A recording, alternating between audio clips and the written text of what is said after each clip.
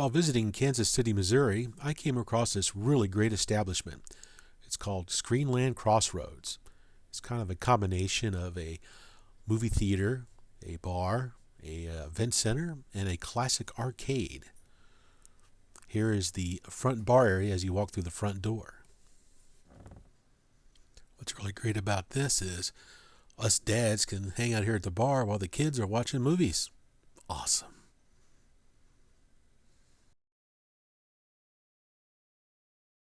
So, what's your name? Jason Chaffee.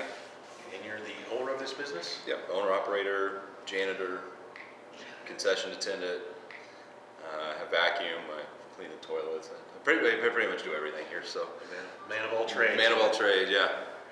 Oh, how did this get started? Originally had the concept to do a retro arcade slash bar concept, or a barcade concept, last year, late 2011 I would say, because I started seeing these pop up in other cities. You know, Chicago's got 2 of them now, Denver had 2 of them, so I thought, man, this is a really cool idea. Kansas City needs one of these. So I started putting a business plan together and all of that, and then learned about this guy that was setting up this huge arcade in Independence, and kind of got discouraged, and I stopped and kind of halted my moving forward with it.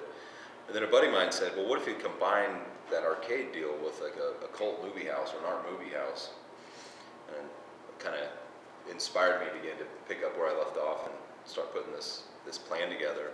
And so literally we put together a concept. I had a whole brand and everything like that, and it just started going out and begging for money basically to put this thing together.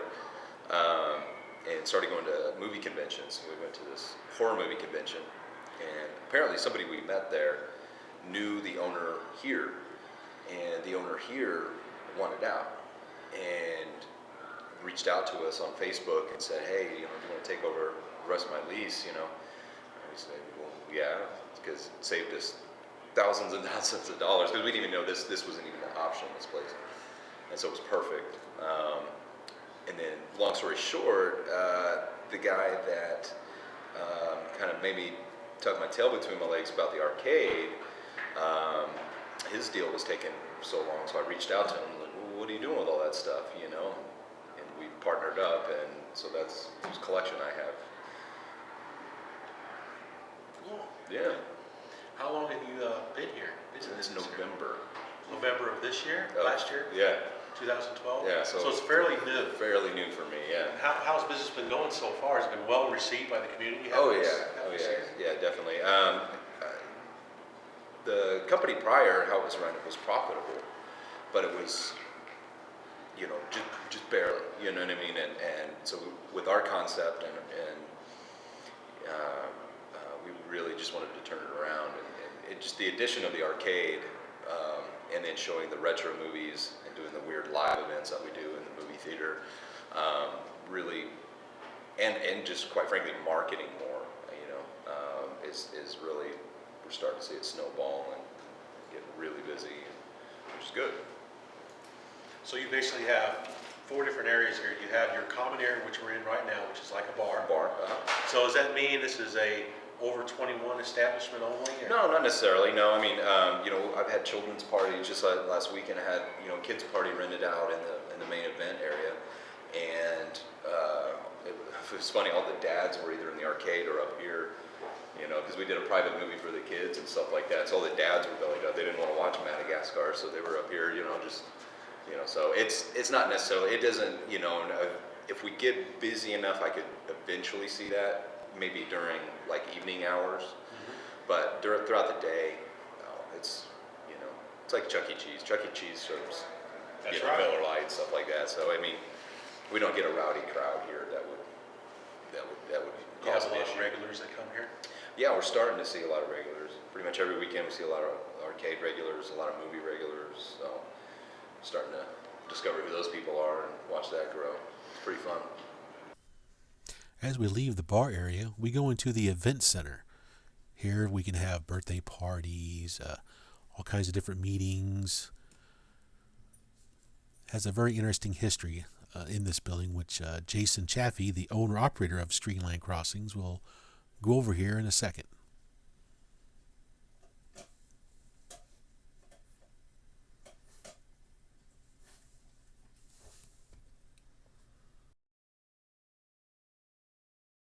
This is the common, not the common room. What is this room called? Yeah, I guess you can call. Well, during the day, it is considered common area. You know, there's other tenants in the building that kind of come in and out. They use it for meeting space, things like that. But my responsibility with it is I rent it out for a variety of events. You know, anything from just a little get-together, birthday party thing to kids' birthday parties, or we've got a prom booked in April, so they're going to have a dance floor, and this place is going to look like a nightclub. It's bananas. So it's a really flexible room, and this is a big piece of what we do is hosting events, charitable events. We're hosting Oscars, and so in this room we're going to actually host a trivia game, which we have every Sunday here, and they're going to do it for charity and prizes, all that kind of fun stuff. Well, one of the things I noticed when I walked in here, you have this laugh-gram Walt Disney cartoonist here. Yeah. The history about this and about the There is history. This building started out as a cold storage building back in many years ago. I think early 20s, I want to say. I could be wrong on the date, but anyway, Walt Disney actually here in Kansas City, this was he worked here. It was one of his first quote-unquote studios that he would work on his concepts and drawings. And so there's a nonprofit group called Thank You Walt Disney that hosts our meetings here, and you know, there's a lot of signage and things like that, a lot of memorabilia just kind of hanging around the building. It's just unique history that, you know, they're trying to really preserve. After leaving the events room, we passed down this hallway into the movie theater. This is a really nice, fairly large movie theater. They show a lot of cult classic movies here. They have over a 20-foot, 7-foot screen. A lot of cool events are held here on the weekends.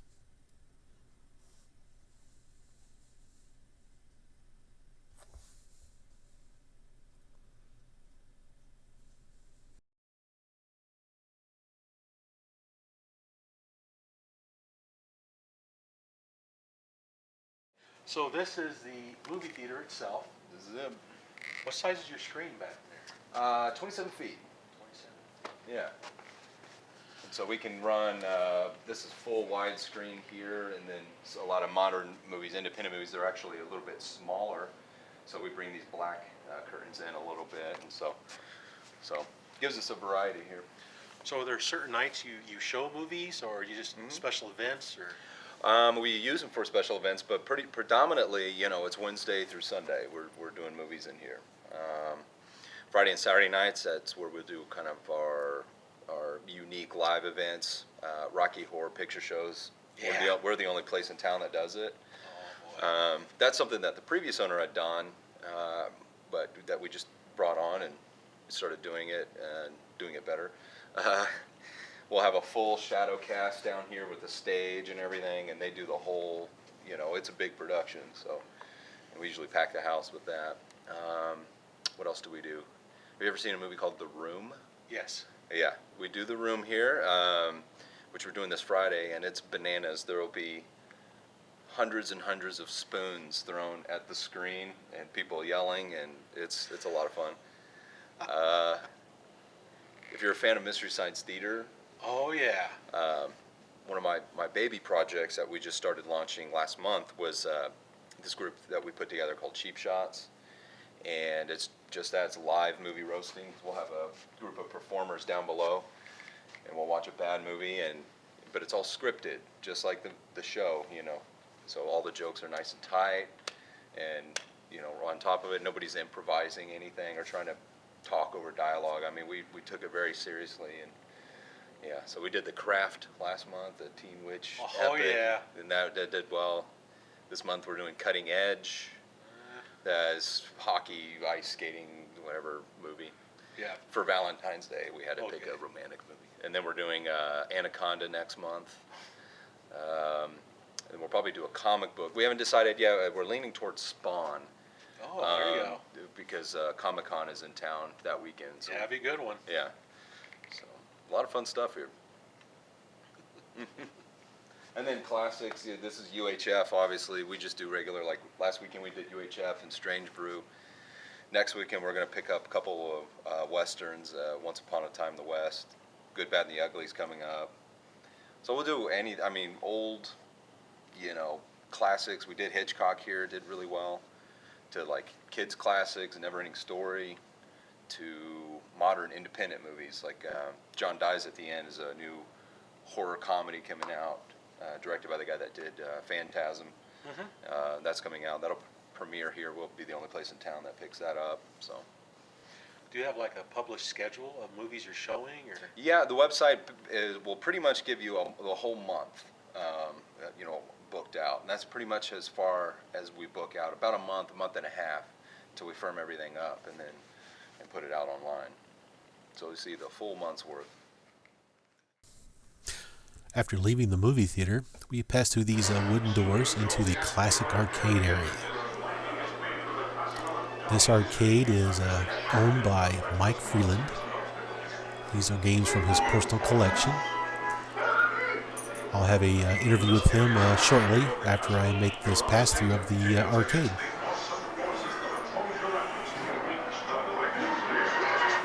Oh, good old Space Invaders.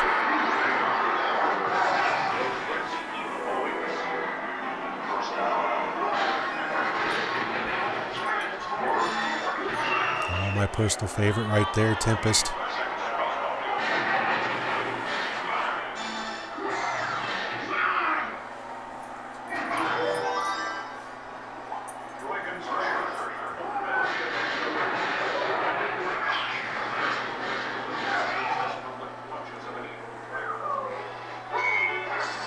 Burger Time, that's a great game.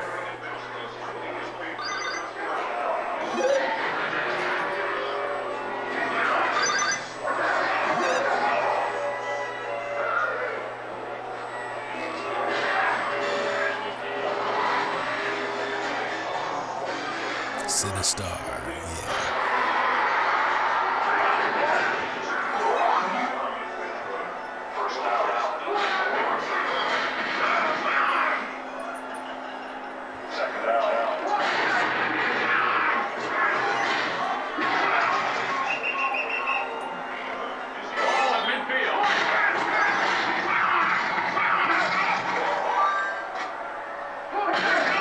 What's really nice about this arcade is currently it's a $5 flat fee. All these games are set to free play. So you can come in, pay a $5 flat fee, and play a lot of cool retro arcade games.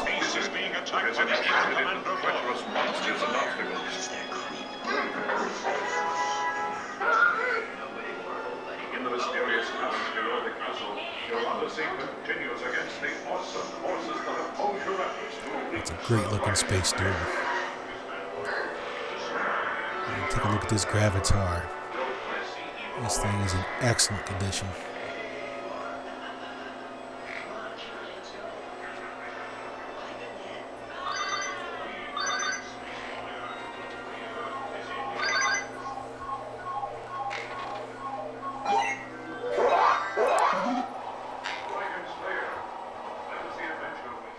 I'm Mike Freeland. I've been obsessed with collecting arcade games since 1995. I remember visiting Spaceport, Aladdin's Castle, the Electric Company, classic arcades back when I was a youngster in the late 70s, early 80s. And once I realized you could actually own one of these uprights, I started with one, and now I have 120. So where do you mainly get your video games from? Oh no, I like Spy Hunter. That's Okay. cool, man. So where do you mainly get your arcade games from? Well, 10, 15 years ago, it was auctions. It was the newspaper, garage sales. In the past 10 years especially, it has gotten very, very difficult. We used to buy these games by the trailer load, or we would find a former operator that had 20, 30 games in their garage still, and they were just sitting, and they were glad to have the space and have us move them out for fairly cheap. And my buddy Brett and I really enjoyed restoring and fixing the games, so it was actually It was more fun even finding the games than playing them at some point. I still love playing the games, but it became almost like Indiana Jones, where we would just have so much fun finding and exploring, and then once we found them, it was another thrill to get them back up and working from the dead as well too. Why do you think it's gotten so hard to find them now? I just think time. I mean, some of these games are 35, plus years old, and so just over time, we've known people and collectors that have had their basements flood or had buildings catch on fire, and just so many of the original games were destroyed to begin with, between operators converting them and throwing them away. That if there was 75,000 asteroids produced, nobody knows how many are still left, but I guarantee it's less than 10% of that. I mean, there's not 50,000 asteroids still out there. It's sad to see when they go, but when you find collections like this, people really are enthusiastic to actually. People a lot of times have not seen these games since they were a kid, and to have a big collection of 40 plus games in one location of everything from 1979 to 83. It's pretty rewarding to see everybody's the look on their face when they're like a kid in a candy store, and when they're just like, oh my gosh, I can't believe you have all this. So that's definitely very rewarding. How does the younger generation react to your arcade here? Actually, most of them come in and they played these games. They played them on either their iPads or the Super Nintendo, and half of them come in and they're like, I didn't know that was an actual video game. Somebody came in and played Punch-Out, and they said, I didn't know they actually made a video game. So I don't think they realized that they always started out in the cabinet versions, and then they would, very few games, I think Pitfall was one of the few, maybe Kaboom, that they just made a cartridge or an actual a game for the home system. Everything else was produced in the arcade environment, and then they scaled it down to the home systems. What is your oldest game you have in your collection? The oldest game I have in my collection, that's a good question. Asteroids was around 1979. The Space Invaders from 1978 is probably one of the oldest. I used to have an old Winner that was like a Pong version. It's hard enough to get these games working, and those old black and white games, I'm not an expert at fixing it all, but probably 1978 is probably the oldest we've got. Where's the most unique place you've found an arcade game that you've picked up? The most unique place I've found an arcade game, boy, we've got a lot. My buddy Brett and I used to find these, and we probably restored probably over 1,000 games back about 10, 15 years ago. So I would cherry pick and keep the best games back from my collection, which was kind of a fun thing to do and a good way to amass a huge amount of collection. But there was a place in Pleasanton, Kansas where there was bats in the upstairs of this old building, and we had to crawl on our bellies, and I remember the floor being halfway collapsed and almost fell through a plate glass window once. Just a lot of the old, almost like vacated or condemned buildings have been some of the weirdest and scariest things. So that's where Indiana Jones comes in. Yeah, we've found dead possums in machines. I mean, things that would just kind of gross you out, but you kind of you grin and bear it. But we did one time buy we're pretty sure we were in some type of brothel when we bought a Miss Pac-Man once, and I think they were trying to see if we would tip them a little bit more to get more of a service. But we just wanted the game and to get out of there. But that was a pretty interesting situation. So you mentioned your favorite game is your Robotron 2084 here. Robotron 2084. Ironically, most of my favorite games now I was terrible at. And when I was 9 years old, I was terrible at all the Williams games, even Atari. A lot of the games. I used to love Mrs. Pac-Man. Well, I still like Mrs. Pac-Man. It's not as challenging now. And so a game like Robotron, just absolutely love. I used to have a cocktail, and I had the cocktail on wheels so that it was easy to move around. It wouldn't damage the bottom of the machine. Well, one time I was setting my personal high score, and the machine started to move on the wheels. And so as I was playing with the dual joysticks that started to slide, I was walking around my entire upstairs. I didn't want to stop because I was getting my high score. But I certainly love Tempest. That Tempest Cabaret I've got. That's really a nice machine. You need to keep an eye on that. Yeah, I'm eyeing it up, dude. it's, that was a home use only. I think it's only got 6,000 original plays on it. It's Beautiful. pretty nice shape, but I love Cubert as well too. Cubert is one of my favorite games, and faster, harder, challenging Cubert that Mike Doyle put on the multi-Cubert kit. That was never, I don't think it was released to the public, but boy, it is so much fun to play that. Even Cubert's cubes is more challenging, but I love the original Cubert, and the faster, harder, more challenging Cubert's fantastic. Do you rotate your games out of here very often, or? Well, we've gotten to the point now where we've gotten all, like the 43 games fully working here. I've got about 15 machines in Square Pizza on the Historic Independence Square, and it's a beautiful spot over there. I love the Historic Independence. I still have about 50 games in storage, so we're thinking that we might rotate them out from time to time. There were some plans in the work a while back to open up a bigger, like Dave & Buster's type retro arcade, but we love Jason at the ScreenLand down here. The ScreenLand Crossroads is a great place for a home for a big part of my collection, and to have the retro theater, the immense face, the full bar, I mean, what's not to love about that? Let's watch Mike play one of his favorite games.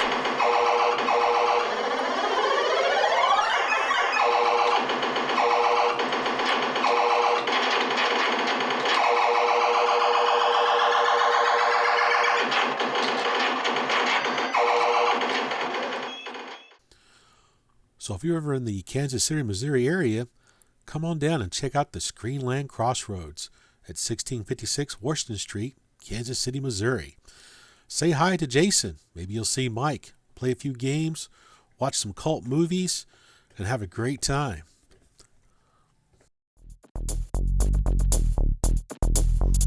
Thanks for watching.